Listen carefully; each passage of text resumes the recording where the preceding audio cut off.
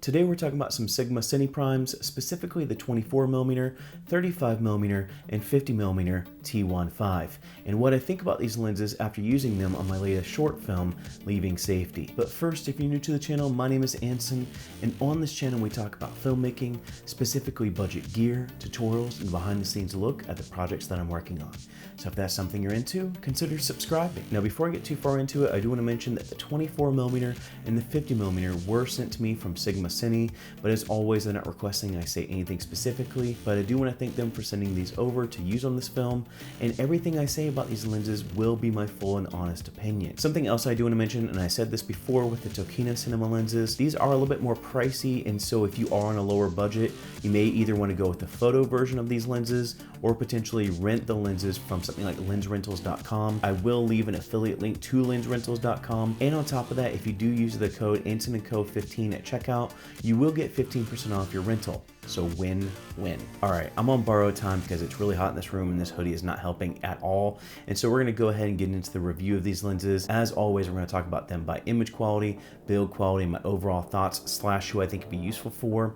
And let's start with image quality. And like I said before, these are modeled after the Sigma Art Series lenses. And so they're gonna be very close optically, if not identical. Now that being said, if you like those photography lenses, you're definitely gonna like these cinema lenses. The 24, the 35, and the 50 are all T1.5, and so with that you are going to get some good shallow depth of field and subject isolation. These are full frame lenses, and so if you are using the Sigma FP or other full frame cameras, you will see the full coverage of your sensor. Now with that being said, I did use the Pocket 4K and 6K, so I may have seen a little bit more lens compression, especially using the Pocket 4K with that 1.9 times crop. Now with the T1.5 aperture, I do appreciate using these on the Pocket 4K because I've moved away from using speed boosters, and so I do get a little bit more light with these lenses. And on top of being full frame lenses, they are designed to shoot up to 6 and 8K in resolution. You didn't lose any sharpness using them on the Pocket 6K, or if you're using something like the Red Komodo or any other 6 or 8K camera,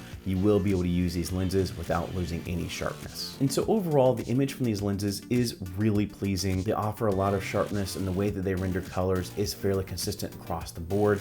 And so overall, these make for a good cinema set. But the other thing I do want to talk about is build quality, and that's where these start to stand out and why you may pay more for these lenses as opposed to the photo version of these lenses. So with the housing, these are super sturdy, very hefty, but yet also very compact cinema lenses, which I really like. Talking about the robustness of these lenses, they do offer dust-proof and splash-proof housing. That's all metal.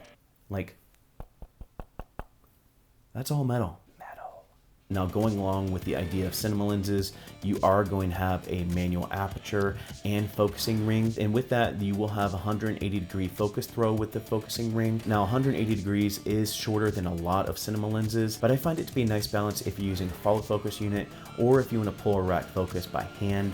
It's kind of that nice in between where you can do either one. Now I'm specifically using the PL version of these lenses, and so that's another nice bonus to have with these cinema lenses is the option to use PL, just a little bit more secure of a mount. Now you can also get these lenses with illuminated text, and so if you're going from outside to an inside shot, I believe things like the focus markers as well as the focal length is going to be illuminated, and so you can see that in the dark. Now another thing I really appreciate about these lenses is that you do have a 95mm outer diameter, but the filter thread size is 82mm. And so if you're moving from photo lenses to the cinema lenses here, 82mm is kind of the common bigger ND filter size or Black Pro Mist filter size, and so you're more likely to have an ND or a Black Pro Mist filter for these lenses than you would some bigger cinema lenses. And so that's a nice little bonus to have, is that this is a little bit more common, bigger ND filter size, and obviously it's consistent across the board with all the primes, even the 18 to 35 or 50 to 100. And so really one of the big things that you're spending your money on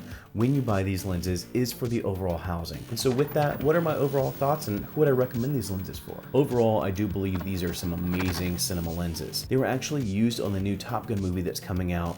I don't know if they were used in all of the scenes, but I do know that a lot of the cockpit scenes, they were being used with some of the Sony cinema cameras. And so that's a testament to the overall quality of these lenses, is they are being used on feature films. And like I said before, the image quality quality is amazing, but you do have the ability to obtain the same image quality or relatively the same image quality with the photo version of these lenses as well. And so again, if you're an indie filmmaker and you just don't have the budget for these lenses, then by all means go look at the photo version, because optically you're going to get generally the same performance. I would honestly recommend these to anybody that is working on a bigger production that needs cinema glass but wants the performance of the Art Series lenses from Sigma.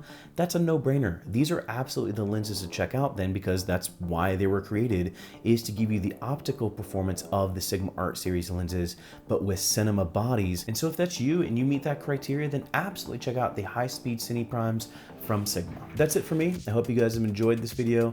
If you did enjoy this video, make sure to give it a like, and if you're digging the overall content from the channel, consider subscribing. I don't know what's happening here. Go and find your journey. Go embrace life. Stay safe, be happy, support each other, wash those hands, and I'll see you here next time. Peace. Okay. Were you laughing? No. All right, try one more time. Actress, sir. Action. Tika!